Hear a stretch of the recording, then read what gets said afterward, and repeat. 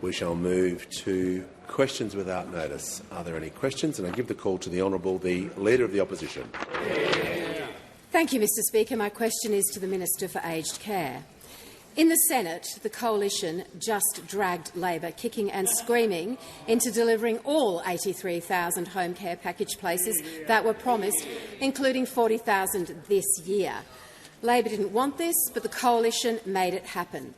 Is the Minister aware that the Prime Minister took a deliberate decision to exclude him from all negotiations today between Labor and the Coalition on these matters? And if the Prime Minister doesn't want the Minister for Aged Care in the room when the big calls are being made, why should any elderly Australian?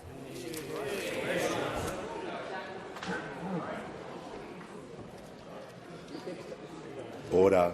We'll hear from the Minister for Aged Care and the Minister for Seniors. Thank you, Mr Speaker. Our government is proud to be delivering our once-in-a-generation reforms to the aged care sector that will see more Australians get better care faster than ever before. Now, the House has heard remarkably considerable debate on this topic this week, and Minister Butler and I announced a short time ago that the government has reached an agreement to pass the aged care bill currently before the Senate. This is a fantastic outcome for older Australians and their families, who have the certainty that more care is on the way. It's a fantastic outcome for the aged care providers, who will deliver more care than ever before.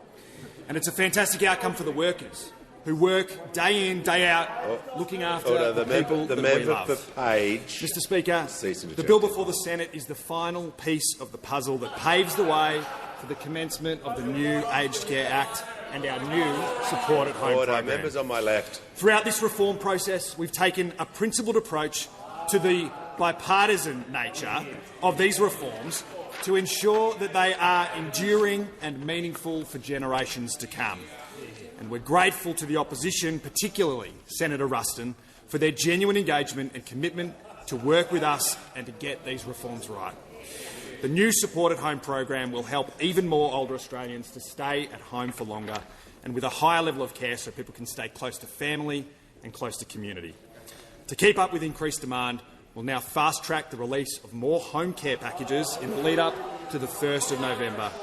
We'll bring forward an extra 20,000 packages in the next 8 weeks before the new Act comes into effect. And once the new Support at Home program comes into place, we will allocate the remaining 63,000 packages to older Australians in the first 8 months by 30 June 2026. Mr Speaker, this is a responsible decision that will deliver more care faster to the older Australians who need it most, while maintaining the prudent fiscal save that was a key pillar of our reforms last year. Every single older Australian deserves the very best care, and that's what our reforms have always sought to do. This is an important outcome for so many older Australians, their families and the sector, and I thank the Parliament for working with the government to ensure that we get it right. The call to order. When the House comes to order, we'll hear from the Honourable Member for Robertson. Thank you, Mr Speaker, and my question is to the Prime Minister. What contribution has former Australian of the Year Richard Scolyer made to cancer research and advocacy, and what steps has the government announced today to build on Professor Scolyer's work? With the call to the Prime Minister. I thank the member for Robertson for his question. Just one of the people who brought his professional skills in the area of healthcare into this parliament, and the parliament's better for it. Today I was very honoured to once again meet with the 2024 Australian of the Year, Professor Richard Scolyer. We announced $5.9 million to establish the Richard Scolyer Chair in Brain Cancer Research at the Chris O'Brien Lifehouse in Sydney, together with Gail O'Brien, Chris O'Brien's widow. This investment will support a number of research positions, including a professorial chair, as well as postdoctoral research fellows, research assistants and PhD scholarships, along with research costs. That will be rolled out in conjunction with the Royal Prince Alfred Hospital and the University of Sydney. Professor Richard Scolyer is an extraordinary Australian, a humble man who has achieved so much. And for so many Australians, his story has resonated so deeply. A renowned pathologist, a melanoma researcher who's made remarkable contributions to Australian medical research. The first in the world to receive an experimental treatment approach adapted from his own melanoma immunotherapy research, becoming both a patient and a research subject. Together with his other Australian of the Year recipient, his research partner, Professor Georgina Long, he represents the very best of this country. Someone who has brought skill, tenacity and courage, someone who always thinks of others. And indeed, even today he was suggesting that the chair in brain cancer research shouldn't be named after him. It says so much about his character and the fact he is just always thinking of others. Even after being diagnosed with brain cancer in 2023, he continues to think about how he can make a difference while going through what is a very difficult period. He continues to be an advocate and continues to show leadership, and the courage that he has shown as an inspiration for all Australians, including every member of this House. This announcement means that we can continue to stay at the forefront of the fight against cancer. We can continue to train the world's best researchers, and we can continue Professor Scolyer's vital work. Call to the Leader of the Opposition. Thank you, Mr Speaker. My question is to the Minister for Aged Care. The Minister has repeatedly claimed that there were, quote, around 87,000 people waiting for a home care package as at the 31st of March. But moments ago in the Senate, the government admitted that the waitlist crisis has worsened significantly. Senator McAllister confirmed that as at 31 July, there are almost 109,000 elderly Australians waiting, another 20,000 in the queue. When did the Minister or his office become aware of this number, and why didn't he provide it to the House?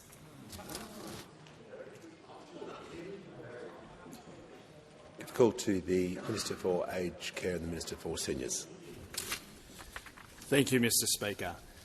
There is an established process for verifying and releasing data as it pertains to the National Priority System waitlist. At the end of March, around 87,000 people were on the National Priority System waitlist, and we're releasing more than 2,000 home care packages every week up to this point to deal with that question. There is, as I said, a process of verification because the government does not want to release incorrect information when it comes to the National Priority System. It's a long-standing process that was the same as was managed under the previous government, and I again refer the Leader of the Opposition to the numbers that I have given repeatedly throughout this. The Minister's concluded his answer. Well, the Minister's concluded his answer, so I'll take the point of order. Practice makes clear that if a minister is aware of an incorrection on an answer, they come forward. The Minister for Housing did that yesterday on an answer. The minister has not corrected his answer and he's been given an earliest opportunity to do so. Why hasn't he corrected his answer? Well, that's not a point of order. That's if you wish to raise that there are other forms of the House to do that. That's order. Order. That's fine. Well, order. When the House comes to order, we'll hear from the member for Gorton. Thank you, Mr Speaker. My question is to the Minister for Health. What action is the Albanese Labor government taking to improve the health of Australian women? Why is this such an important priority for the government? Call to the Minister for Aged Care and Seniors and the Minister for the NDIS. Yeah, thank you, Speaker, and thank you to the member for Gorton for that question and for joining us and so many other female colleagues of the Labor Party this morning to celebrate Women's Health Week this week. Also to join Assistant Minister White, who has responsibility for delivering the government's women's health agenda, Assistant Minister Carney, who crafted that agenda, and to the wonderful Robin Smith, a terrific advocate, powerful advocate for better women's health, who told her powerful story of going through menopause early in life after removing her ovaries and fallopian tubes to protect against a very high risk that she has of inherited cancer. A group of women, Mr Speaker, channeling the voices of literally millions of Australians women who remind us that you cannot be serious about strengthening Medicare without being serious about strengthening women's health, because women consume about 60% of health services in this country, Mr Speaker, often not because they're sick, but just because they are women, managing their own and, by extension, their families' reproductive health and planning, or because they're going through menopause and perimenopause. And the truth is, Mr Speaker, for decades, Australia's women had not been getting the support that they deserved and that they needed. There had not been a new oral contraceptive pill put onto the PBS for more than 30 years, not a new medicine for endometriosis for more than 30 years, not a new menopause hormone treatment for more than 20 years, Mr Speaker, forcing Australia's women to pay top dollar for the best medicines available on the market. Well, we changed that, Mr Speaker. We changed that. And this past year, we've listed 3 cutting-edge oral contraceptive pills, 3 cutting-edge menopause hormone treatments and 2 cutting-edge medicines to treat endometriosis, Mr Speaker, saving women millions and millions of dollars they shouldn't have been paying in the first place, Mr Speaker. And already I'm pleased to report that since those listings, 365,000 Australian women have accessed more than 700,000 cheaper scripts as a direct result of the decisions that we took. And on the 1st of July, Mr Speaker, as part of our package, we also introduced a new, longer, much better funded GP consult service to support women going through menopause and perimenopause, to ensure that women at that point in their life got the best possible information, advice and support, which frankly had not been happening enough in years gone by. And already I'm really pleased to report that in just 9 weeks, more than 20,000 Australian women have taken up that new opportunity, Mr Speaker. There are many more measures to take effect from our women's health package later this year, but already our determination to strengthen women's health is making a real difference. Before I call the honourable member for Wentworth, I'll just do a quick couple of acknowledgements. I'm pleased to inform the House that present at the gallery today are members of the Afghanistan women's cricket team who are here today for World Vision Australia's 1,000 Voices for 1,000 Girls campaign. Also representatives of Suicide Prevention Australia who are here for the World Suicide Prevention Day on September 10. The mayors of Fremantle, Councillor Hannah Fitzharding in the electorate of Fremantle, and Mr Matt Nikula, the Shire President of Exmouth, and Natalie Moyer from Kalbarri in the mighty electorate of Durack. I'll give the call to the honourable member for Wentworth. My question is for the Prime Minister. The Attorney-General has asked us to be open-minded to the government's proposed freedom of information reforms as a step towards greater transparency. I might be more trusting if the government showed greater commitment to other transparency measures. Publishing ministerial diaries and disclosing sponsored parliamentary Orange Pass holders, as the crossbench has repeatedly urged, would demonstrate real commitment to transparency. When will the government commit to these reforms? Give the call to the Prime Minister. I thank the member for Wentworth for her question and for her engagement on this issue, including yesterday, I think it was, when we had a meeting with other members about these issues.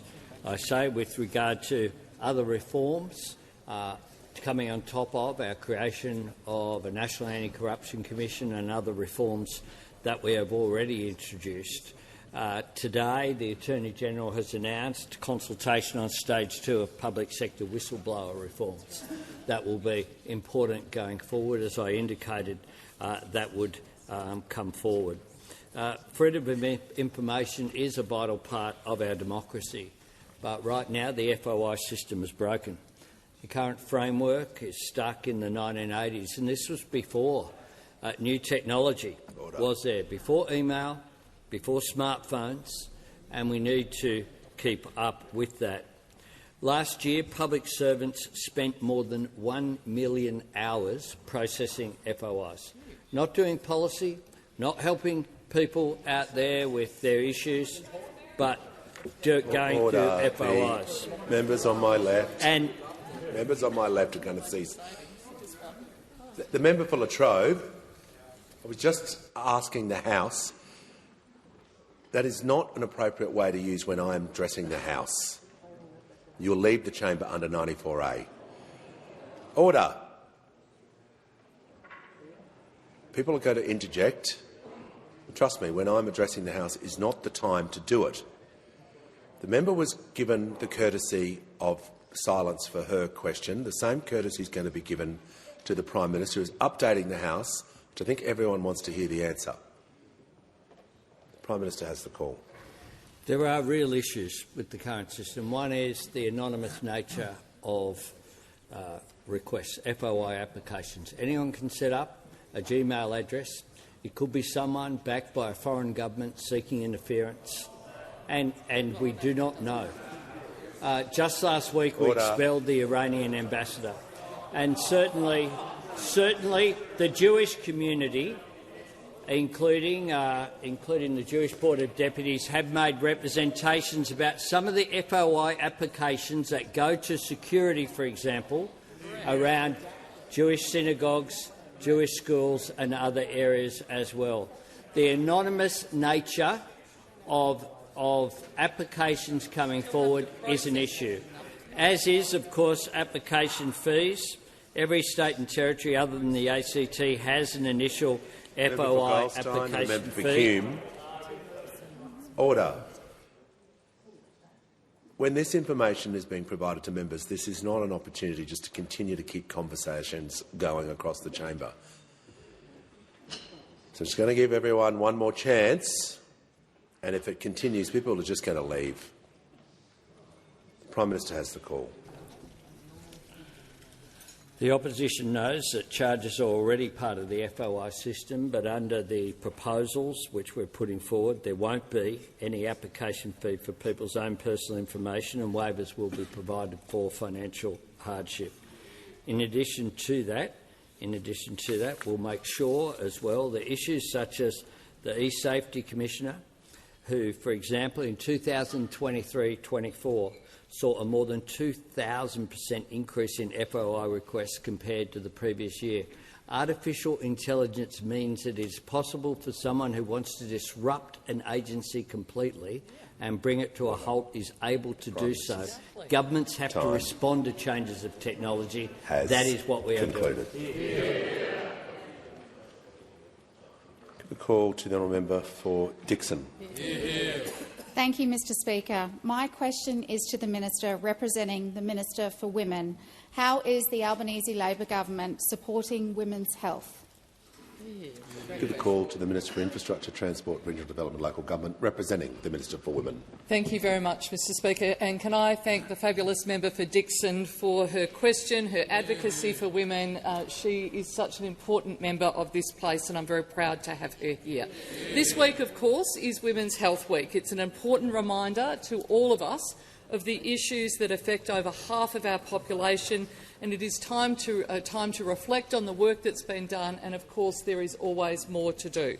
This government is a government that backs women, whether it is in our workplaces, in our communities and of course in our healthcare system, and I want to recognise the work of Assistant Minister White and of course Assistant Minister Kenny, who before her worked on this package.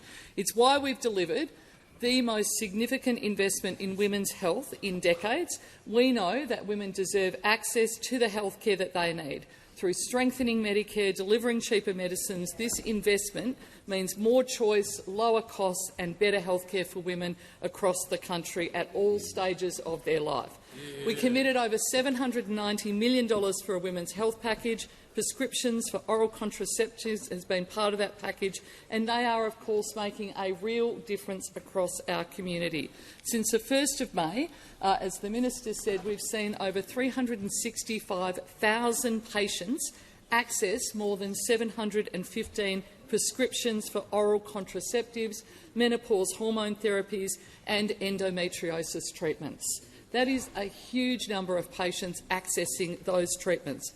We've listed new contraceptives on the PBS for the first time in 30 years, making it cheaper and much easier for women to actually access long-lasting contraceptive.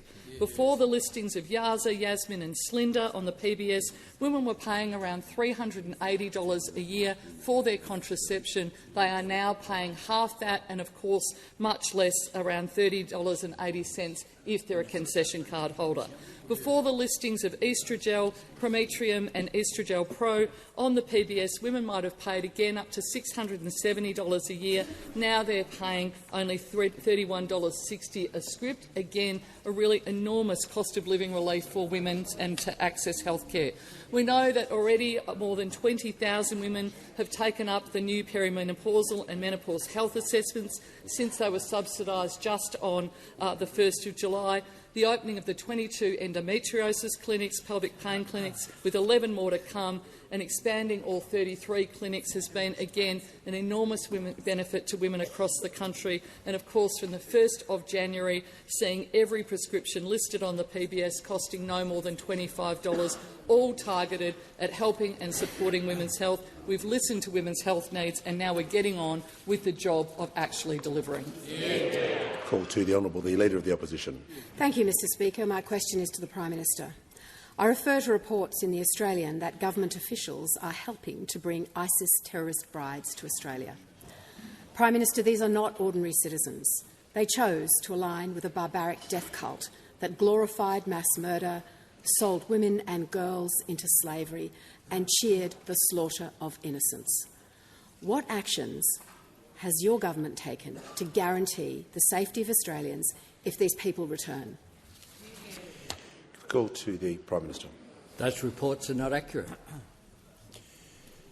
Call to the honourable member for McNamara. Very much, Speaker. My question is to the Minister for Education.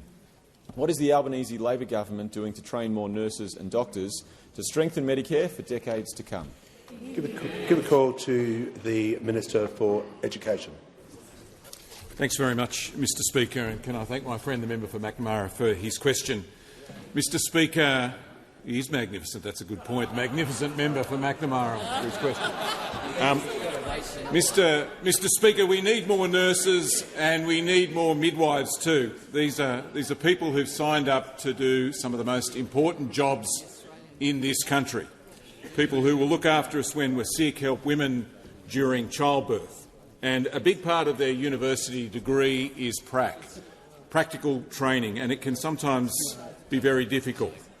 I'll just give you one example. For a lot of nursing students, they often work while they're studying part-time at a local hospital as an assistant in nursing. And when they do their prac, it's often at the same hospital, and they have to give up their paid part-time job to do it. And so that can cause financial difficulties. It can mean that sometimes they don't have the money they need to pay for parking, to pay for public transport or to pay for petrol. The good news, Mr Speaker, is that paid prac has now started. We promised it and we're delivering it. It's real cost of living help, real practical help for the practical part of the university degree, for nursing students, midwifery students, for teaching students and social work students as well.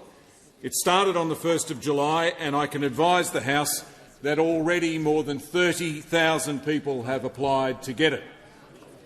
Mr Speaker, we need more nurses, but as the member for McNamara asked, we need more doctors too. And in the election, we promised to set up a new medical school at Queensland University of Technology. We promised it, and we're delivering it. I can advise the House that it will start training doctors from 2027. We also promised to deliver end-to-end medical training in Launceston at the University of Tasmania, so medical students can complete their whole degree in Launceston. We promised it, and we're delivering it. It will start from next year, 2026. We also promised to set up a new medical school at Charles Darwin University in the Northern Territory. We promised it, and we're delivering it. It'll start from next year too. And we also promised in the election to roll out 100 extra medical Commonwealth-supported places next year. Universities will be able to bid for these extra places, and applications for them opened last week. The focus here is on training more GPs. It's all part of strengthening Medicare. It's part of the biggest investment in Medicare ever to make it easier to see a doctor for free. We promised to train more doctors to do it, and we are delivering it. Call to the honourable member for Canning. Thank you, Mr Speaker. My question is to the Prime Minister, and I refer to the aforementioned reports in The Australian and your previous answer. Is the Prime Minister aware of any info that suggests ISIS brides are seeking to return to Australia, and is your government making preparations to receive them? The call to the Prime Minister. I refer to my previous answer. The call to the honourable member for McEwen. My question is to the Attorney-General. What is the Albanese Labor government doing to improve efficiency, effectiveness of integrity and transparency frameworks? The call to the Attorney-General. Thank you, Mr Speaker, and I thank the member for his question. Today, the Albanese government has introduced new legislation to reform the Freedom of Information Act 1982. Freedom of information is a vital feature of our democracy. It provides transparency and accountability of government and enables Australians to access their personal information. However, it is absolutely the case, as the Prime Minister has said, that the Freedom of Information Act remains stuck in the 1980s, well before the widespread use of email or more recent advances in artificial intelligence. And you will not find a stakeholder who says the system works well, so clearly reform is needed.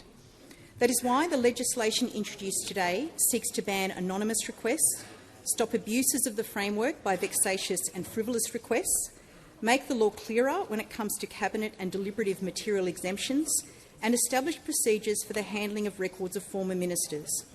Mr Speaker, let me give you an example of why the current system is broken. In one instance, a small agency received nearly 600 FOI requests in a short period of time from an automated generator. This resulted in the diversion of an entire public service team from their work for more than 3 months. Now, Mr Speaker, you may ask who that agency is. That agency was eSafety, whose core mission is to keep Australian children safe online.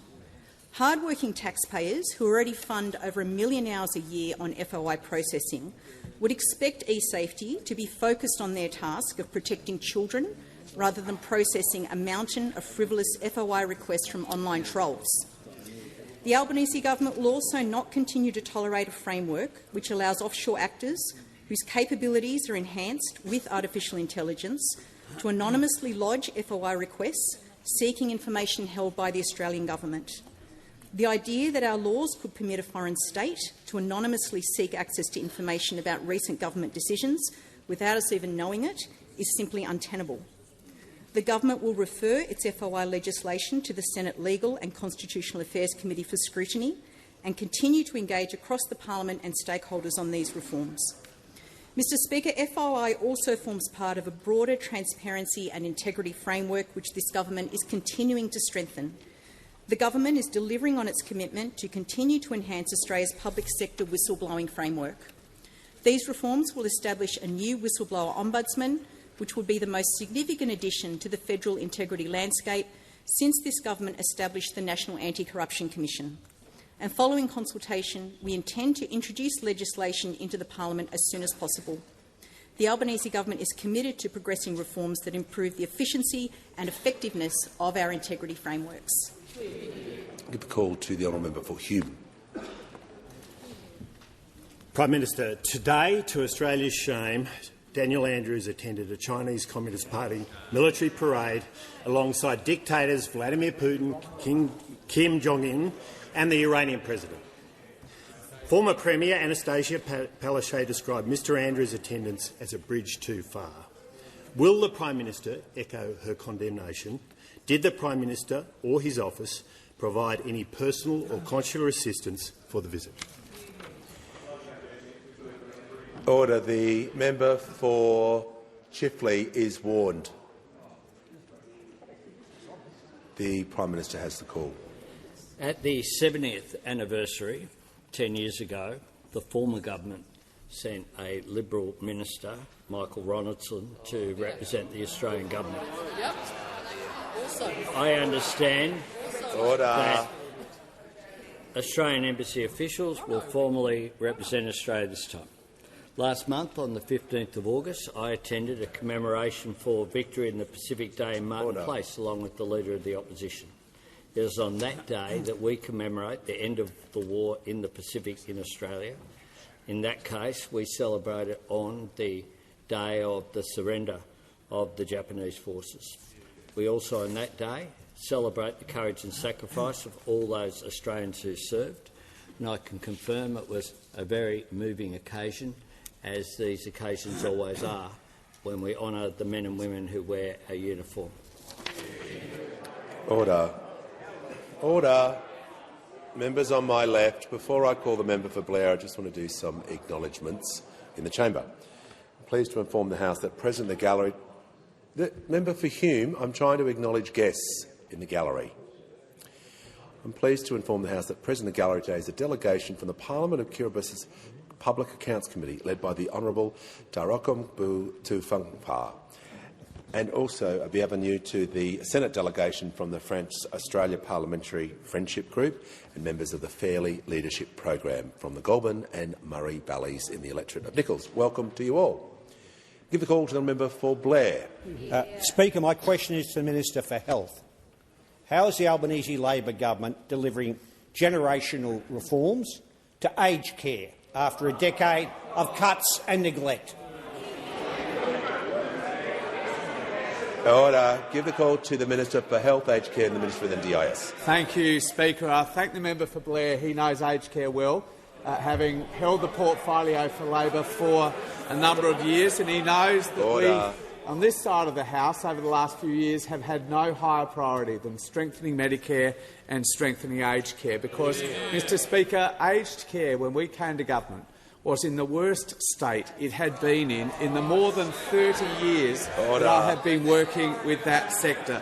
Tragically summed up by the Royal Commission in one word, their title to their interim report, which was neglect. And we were utterly determined to turn that around. Mr Speaker, I don't think there was a single policy area where we made decisions to invest more money in the last term than in aged care, to deliver RN 24/7, registered nurses on shift all the time. They said it couldn't be done, and we've delivered it, Mr Speaker, to deliver more care minutes to every aged care resident, to deliver better wages to aged care workers, to allow providers to recruit and retain the workers we need, to provide better food in aged care facilities, and, Mr Speaker, to provide more home care packages. In the 23 budget we did it. In the 24 budget we did it. In the 24 MyEFO we did it. Thousands more home care packages, as well as the 83,000 new supported home care packages,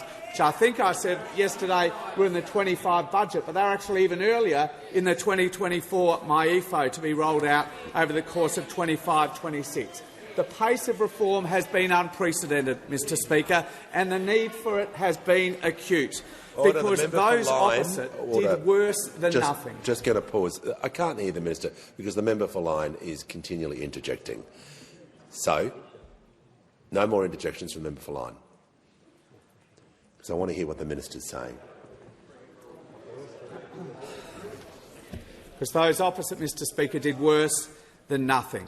In 2012, we set up a rolling process of reforms that I agreed with Mr Dutton that would get this sector ready for the ageing of the baby boomer generation, a rolling series of reforms that was derailed in the middle of the last decade. And I wonder, Mr Speaker, who the minister was when that was all derailed. I wonder who the minister was. I wonder who the minister was who failed to deliver the mid-decade reform that was set out in that 2012 piece of legislation that I agreed with Mr Dutton. I wonder who the minister was who in her entire tenure did not deliver a single additional home care package, a big, fat donut. I wonder who the minister was who cut aged care funding to the residential sector, not once, but twice in a relatively short tenure as aged care minister, $1.2 billion in the 2016 budget, $500 million in the 2015 MyEFO.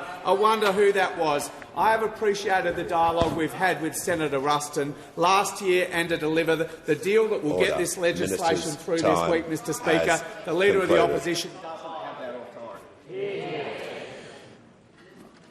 Call to the member for Warringah. To the Treasurer, climate change is projected to cost the economy up to $76 billion by 2060 per year, making it one of the biggest threats to national productivity. The government has not released the National Risk Assessment nor the ONI report, and is continuing to approve projects that will make this economic risk worse. You did not have adaptation or resilience at the table when it came to the Economic Reform Roundtable. What can you tell the Australian people of the financial exposure to climate risk to the economy? Call to the Treasurer. Thank you, Mr Speaker, and thank you to the member for Warringah for her important question. The exposure is substantial, and that's why it was part of the discussions at the Economic Reform Roundtable. It's why we had the Conservation Foundation there. It's why we had Ken Henry there for that and other reasons. It's front of mind for the government. I've been working very closely with the Minister for Climate Change and Energy on the risk and adaptation part of our climate change agenda. You're right to point out that it has very close alignment with all of our broader economic considerations as well. I spend a lot of time with the Minister on this question. He has said publicly, I believe, that we'll be releasing the risk and adaptation work this month, September of 2025. And when that happens, I'll be part of that because we work very closely together on it. And when we release that important work, I welcome the contribution from the member for Warringah. These are important issues and they do have a lot of economic consequences attached to them. Call to the member for Bullwinkle. Thank you, Speaker. My question is also to the Treasurer. What do today's national accounts tell us about our economy? Give the call to the Treasurer. Thanks, Mr Speaker, and thanks to the new member for Bullwinkle for her important question and for all of her work in this place already as a new member of Parliament, focused on the most important issues, Mr Speaker. The numbers we got today in the national accounts were very encouraging and they were very welcome. The numbers came in better than what almost all economists were expecting today. We saw growth in the quarter of 0.6. We saw through-the-year growth of 1.8. That beat expectations on both fronts, Mr Speaker, and that's a very good thing. Our economy is gathering pace and it's gathering momentum. We have seen in our economy in the data released today for the June quarter a very welcome and a substantial pickup in economic growth in our economy, and that's important. Now, the big story in the national accounts today was the pickup and the recovery in the private sector in particular. And this is the recovery in the private sector that we've been planning for and preparing for and frankly hoping for, Mr Speaker. To see the private sector make the contribution to growth in the numbers today again was very welcome. And the reason why the private sector is recovering, the reason why that's feeding through to the biggest contributor to growth in the quarter, which was consumption, is because this government has worked diligently every single day to lift wages and lift incomes in our economy, Mr Speaker. And that's what's driving the improvement in growth in the numbers that were released today. Consumption is recovering in our economy because incomes are recovering in our economy, and I can hear them chirping away, Mr Speaker. They should chirp up and say that when we came to office, real wages were falling, living standards were falling, the measure of per-person incomes was falling, inflation was rising, interest rates were already going up, and we have been turning all of that around, Mr Speaker. The reason incomes are growing in our economy is because, and living standards too, is because of that combination of our tax cuts and our wage rises combined with the Reserve Bank's 3 interest rate cuts in 6 months, Mr Speaker. And because of our efforts, the wages share of national income is now 54%. When we came to office, the wages share of national income was less than half. Now it's 54%. That's not accidental, Mr Speaker. That is deliberate. We have got in our economy now the equal, fastest, through-the-year economic growth compared with any major advanced economy. And we've got much faster employment growth than any major advanced economy. So these are very welcome. They are very encouraging numbers. They show the progress that we've made together. They've shown that we've been delivering on all of the things we identified as the government's priorities, but we know that there's still more work to do.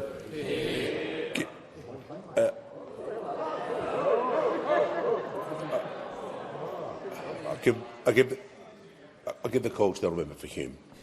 My question is to the Prime Minister. Will the Prime Minister condemn his close personal friend, Daniel Andrews, attending the Chinese Communist Party military parade alongside the presidents of Russia, North Korea and Iran? The Prime Minister's got to be asked questions that he is directly responsible for. Well, there is some difficulties. There is some difficulties with the question falling within the standing orders. If you think of it to its logical conclusion, it could be asked about any Australian. But I'm going to hear from the Leader of the House to assist. The point of order.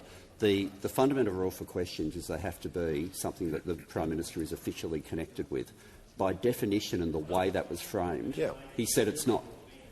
If we could have the question to... All right, I'll hear from the Manager of Opposition Business. Well, the point of order is the Prime Minister is officially connected with Australia. He is the Prime Minister. Yeah, that's an official connection. It's official connection. So we've invited him to condemn a former Premier attending a foreign affairs rally, and that's the point of order. Yeah. OK. The Prime Minister looks like he's indicating that he's OK to answer the question, but I was going to ask him to rephrase, but just a bit of a learned lesson for everyone. If we make it directly responsible for someone's responsibilities, just to help the House. But the Prime Minister has the call. I think that point of order said it all about the question, Mr Speaker. I'm responsible for the Australian government. The Australian government did have a representative there, and the Australian government did have a representative 10 years ago. That was a minister in the government. Our government chose that that would not be the case. Call to the honourable member for Deakin. Thank you, Speaker. My question is to the Minister for Employment and Workplace Relations. How is the Albanese government delivering on its commitment to help Aussie workers earn more and keep more of what they earn? And how is this different from other approaches? Call to the Minister for Employment and the Minister for Workplace Relations. Well, thank you, Speaker, and I'd like to thank the fabulous member for Deakin for his question. It was wonderful recently to visit with him essential workers in Eastland, where we got to hear about how important the government's policies are to them. Of course, the Albanese Labor government was elected on a commitment to get wages moving after a decade of deliberate wage suppression under those opposite. Now, we have delivered significant changes to our workplace laws to deliver on our commitment to get wages moving. Our Secure Jobs, Better Pay changes have reinvigorated enterprise bargaining and put gender equality at the heart of our workplace laws. Of course, these changes are seeing more workers than ever before be covered by enterprise agreements, delivering real wage increases. The gender pay gap is now at a record low of 11.5%, and working women are earning on average an additional $250 a week. Our closing loophole changes have stopped the underpayment of labour hire workers, and many are earning thousands of dollars more. We've delivered on our commitment to make a submission to the Fair Work Commission for a real wage increase for almost 3 million workers who rely on minimum award wages. And we've made a submission every single year since we've been in government. Now, when this commitment was first made by our Prime Minister while in opposition, those opposite labelled it reckless. Well, this side of parliament does not view backing Aussie workers as reckless. Now the lowest paid workers on minimum wages are earning more than $175 per week on average, more than when we came to government. And our government has also acted to protect award-reliant workers when they were faced with a real chance of losing their penalty rates. Now, this, of course, is a clear contrast to the coalition when they were in government that stood by and did nothing to protect penalty rates when they were taken away in 2017. The government is committed to getting wages moving, and we have recorded the strongest annual real wages growth in 5 years, and real wages have been growing for 7 consecutive quarters. Since coming to government, Aussie workers are benefiting from an average of an additional $9,000 per year in their pay packets. This Labor government is delivering for working people. We're delivering to get wages moving and making sure Aussies are earning more. Give the call to the member for Ryan. Thank you, Speaker. My question is to the Prime Minister. The International Association of Genocide Scholars this week voted overwhelmingly in favour of a motion stating that Israel's actions in Gaza fit the definition of genocide under international law, and calling on states like Australia to uphold our obligations under the Genocide Convention. Will your government finally acknowledge that Israel is committing genocide in Gaza? Call to the Prime Minister. I note that there are processes before the ICJ and that people will have different views, but those processes are legal processes, and what we do as a responsible government is allow legal processes to take their course. What I would say about the situation in the Middle East is that my government has been consistent. We have been consistent since the terrorist atrocity that Hamas committed on October 7 in calling that out for what it was. We have been consistent in calling for the release of hostages. We have been consistent in calling for a ceasefire and for innocent civilians to be protected. I must say that the resolution that was carried with the support of the major parties in this House has stood the test of time quite well. It called for international law to be upheld. It called for innocent people, whether they be Israelis or Palestinians, to be protected. We have called out issues in Gaza with regard to a failure to adequately provide food and essential aid there. We have called out, for example, the double tap that occurred at the hospital in Khan Yunis for what it was that saw the loss of life of journalists as well as doctors and nurses and people providing assistance there. We have continued to take a principled position that has resulted in criticism from all sides of this debate. But it's the right thing to do.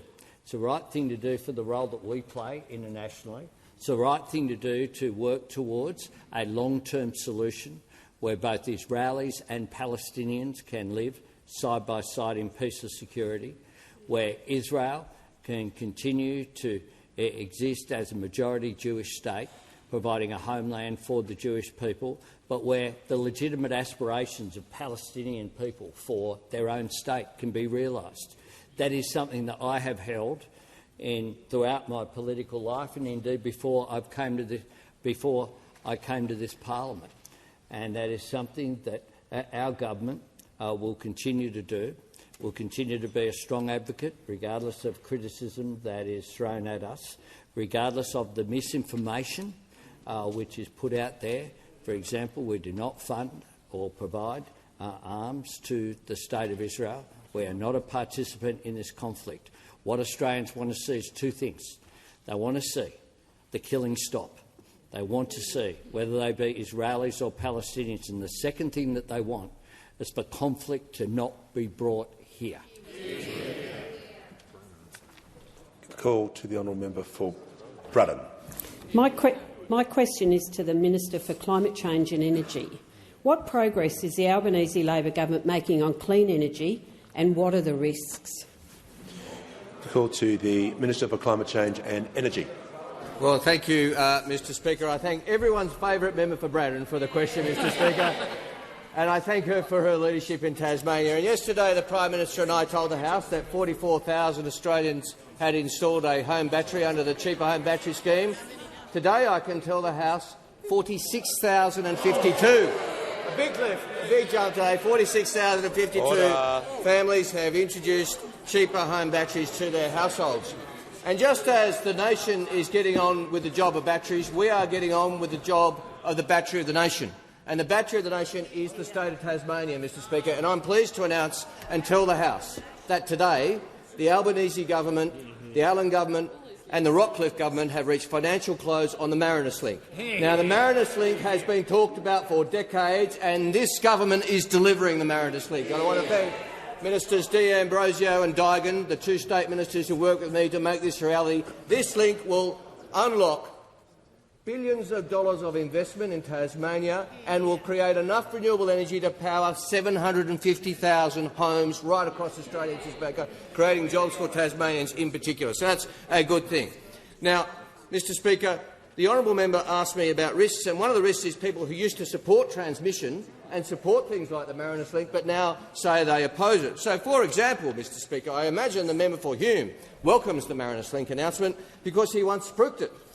He once talked about the Marinus Link, and in fact, in September 2021, he not only said his budget supported Marinus Link, he boasted it supported Tasmania's Marinus Link, VNI West and Project Energy Connect, Mr Speaker. All projects they now oppose and promote rallies against, Mr Speaker. That's what they do now. That's a significant risk to the transition. If you can't actually believe in something, you can't actually follow it through. The member for Hume's defence is, yeah, I supported transmission lines, I just never built one, which is a fair defence, Mr Speaker. He never actually got around to building one. They just talked about how good they were. They just kept announcing it. It's this government that is today announcing the next big step on Marinus Link, and will continue to make progress. And the honourable member asked me about risks, and again, we see more of the perfectly normal policy development on the other side.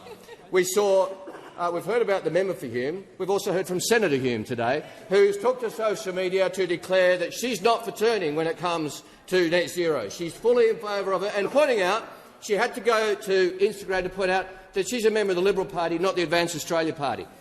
Well, at least she can make that claim. I'm not sure that all those opposite could make that claim, Mr Speaker. Senator Hume, and she's been supported by the member for Flinders and Senator Bragg and others, and good on them for standing up for net zero. They're in a small minority. But on this side of the House, we're going to keep going with the job of delivering for Australians with batteries big and small. Call to the member for Mallee. Thank you, Speaker. My question is to the Prime Minister.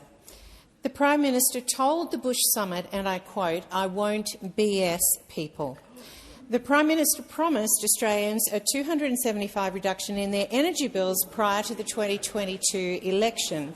Hasn't that now proven to be BS? Is this broken promise the reason why the Prime Minister was chased out of town by a convoy of tractors? Order. The Prime Minister has the call. Order. The Minister for Infrastructure will cease interjecting. The Prime Minister has the call. Thanks very much, Mr Speaker. I did attend a meeting in Ballarat last week, and I attended a meeting in Wagga Wagga as well. And I attend regularly regional events. And when I do, I inform the members, as the member for Page would know, as the member for Maranoa would know, as the member for Riverina would know. And indeed, I took the member for Riverina to the event in his electorate last week.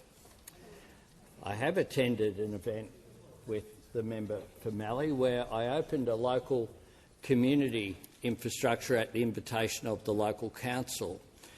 There were schools there because it was the first time a Prime Minister had visited Horsham, a small community, in some 40 years. There were school children there, there were lots of people there. The member for Mallee, I rang up, invited to come along. The member for Mallee chose to organise people to come along and yell with loud hailers and to disrupt. That's what the member for Mallee is doing. And to disrupt the event. Order, members. Members on my right, members on my left, the member for Gippsland, the member for Moncrief and the Leader of the Nationals. And I was fine with that, as I was last week when I engaged in one-on-one discussions. But I do make this point. Order. Yesterday, a neo-Nazi crashed the events with the Victorian Order. The Premier. Leader of the Nationals. Order. The Leader of the Nationals is going to cease interjecting. Order. I tell you what is dangerous.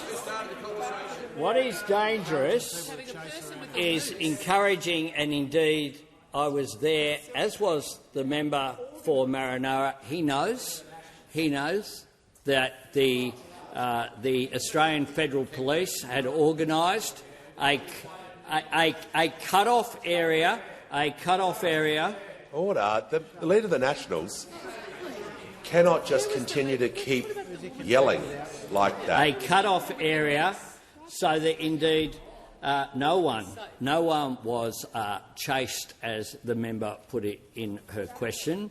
Indeed, because of the presence of the AFP, I attended a dinner the night before.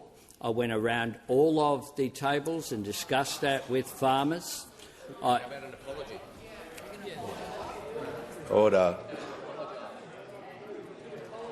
When the House comes to order, the Prime Minister is directly answering the question about the event that he was asked about in the question. It's impossible to raise a point of order on relevance. So, Member for Mallee, when the Prime Minister is answering the question exactly that you've been asked about the rally that he attended and what he said and what he did, I'm going to ask you to reconsider if it's not on a point of order on relevance, because it can't be, for the reasons I've just outlined. I think everyone can see that. So, the member for Mallee. Thank you. It is on relevance. No, resume your seat. Resume your seat. Resume your seat. No. Order. No, we're going to deal with this. Speakers in the past, and I'm happy to go through that with any member who requests, have denied points of order. I'm willing to give people a fair go, but if you've asked about a question and he's answering it directly, or any minister, when people go off topic, I understand, but not when he's giving specific answers. That's just ridiculous. The Prime Minister has the call. Yes, Mr. Speaker. I'll tell you what is dangerous. It's the encouragement of an event where someone stands on a chair in the second row with a noose around their neck at a time when people taking their own life is a really serious issue. All I would say is this. I'm always prepared to front up. I front up in seats right across this parliament. I front up outside my electorate office, which are demonstrations a lot more willing than what was there in Ballarat the other day, let me tell you. I front up when coffins are brought to the front of my office with my name on it, and front up and address those people, and I address them respectfully. But I say this, Mr. Speaker, to the parliament: you need to be responsible. Order.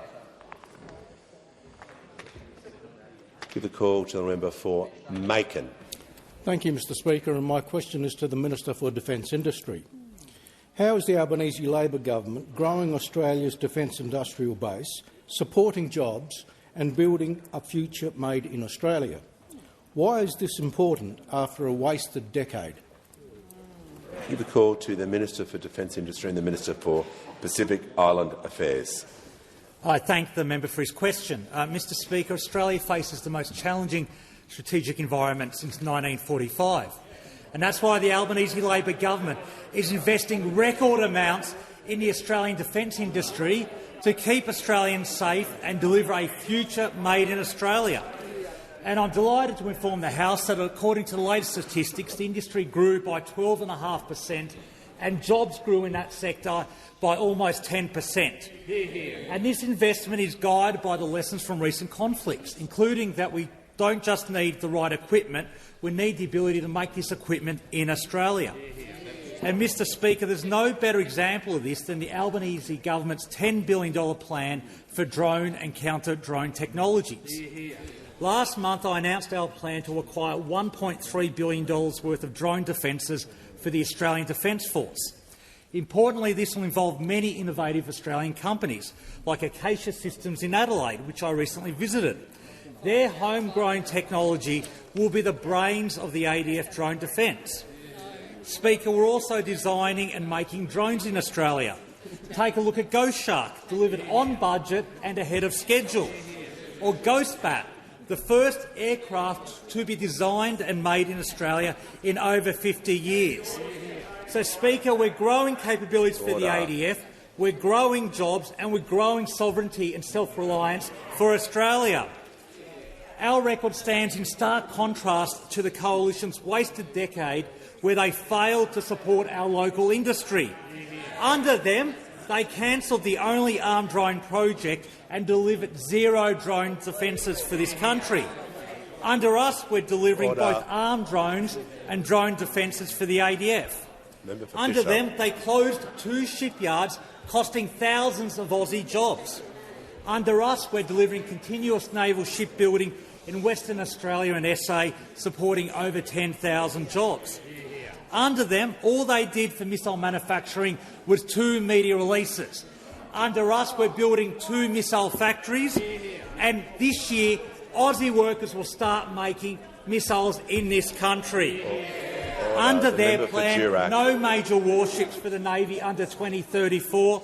Under us, 4 new warships in that time, with the first delivered this decade. Speaker, unlike those opposite, we support Aussie workers and manufacturing, and that's why the Albanese government is backing a defence future made in Australia. In contrast, as question time again demonstrated, those on the opposite side can't be trusted on defence, can't be trusted on national security, and always go the low road. Give the call to the honourable member for Kooyong. Thank you, Speaker. My question is to the Minister for Climate Change and Energy. The government is currently undertaking a gas market review with the premise that we need new gas production for our domestic needs. However, only 16% of Australian LNG was sold to the domestic market last year. The rest was exported. More than enough gas for our domestic needs is sold daily on the spot market and exported. Why is the government supporting more gas projects when we have more than enough already? And when will you intervene to protect our access to our own gas resources? Put the call to the Minister for Climate Change and Energy. Well, thank you very much, Mr Speaker. I thank the honourable member for the question. And the Minister for Resources and I are conducting a review into our gas policy settings, as is very necessary, because we believe that Australian industry, Australian heavy industry, and those Australian homes that use gas to heat their homes and the gas-fired power peaking stations that we have in the grid do require access to Australian gas at reasonable prices. And that's why we're undertaking that review in a careful, methodical way. We aren't doing as those opposite did and make a policy which was clearly said by the industry in hours wouldn't work. We're undertaking a very heavy consultation process. We've received many submissions already, which we're working through. The fundamental principle I don't accept as a premise to our review, other than the fundamental principle is that we do have a plentiful supply of gas in Australia, and we need to ensure that supply is available for Australian uses. And we will continue to make the point that gas is necessary to underpin our transition to renewables. It's a very flexible type of fuel. Gas-fired power stations can be turned on and off at very short notice, unlike coal and unlike nuclear. Heavy industry does rely on gas, and those 5 million Australian homes rely on gas. And for that purpose, we are undertaking the review. We have 3 policy mechanisms that are reaching the end of their scheduled life. It's appropriate that there be a full and comprehensive and methodical review, and that's exactly what the Minister for Resources and I are doing.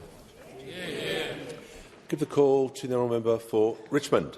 Thank you, Mr Speaker. My question is to the Minister for Housing, Homelessness and Cities.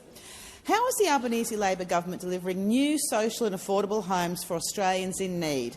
Is the minister aware of any obstacles? Give the call to the Minister for Housing, the Minister for Homelessness and the Minister for Cities. Thank you so much, Speaker, and I want to thank the member for her question. She represents an absolutely beautiful part of our great country, and it is a part of our nation which has some really specific housing challenges. And it's in part because of her really powerful advocacy that we have in Canberra today, an Australian government which has the boldest and most ambitious housing agenda that a Commonwealth government has had since the post-war period. Now, Speaker, this is bringing really meaningful change to the member for Richmond's constituents.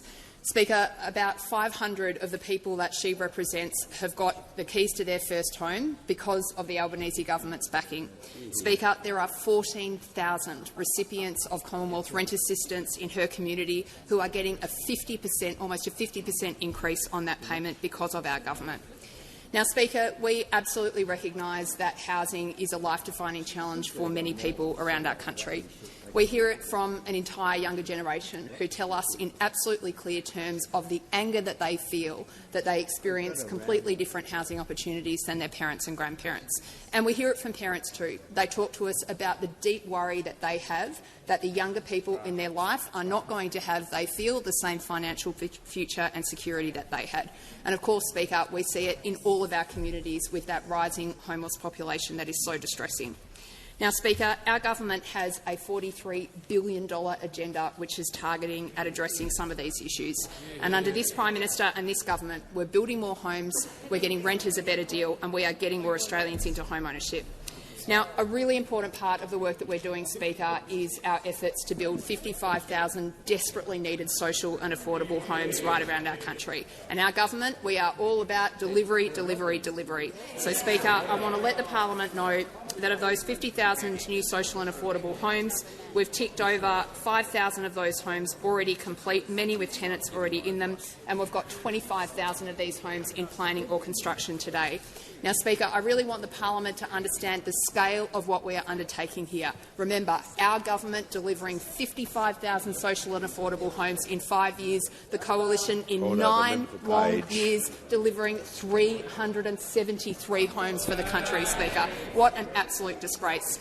Now, we are getting it done, Speaker. In the member for Haslutt's electorate, 537 new social and affordable homes.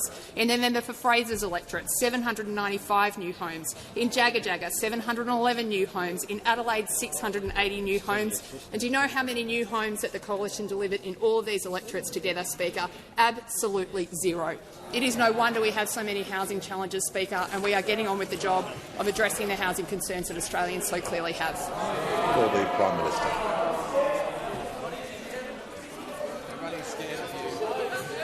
Order. Prime Minister has the call. Get a go in the first dozen. Yeah. Get a go in the first dozen. The member for Flynn will just cool his heels. I say to the member for Flynn, see if you can get in the first 24, and we'll tomorrow, and we'll give you a crack. But on that basis, I ask that further questions be placed on notice.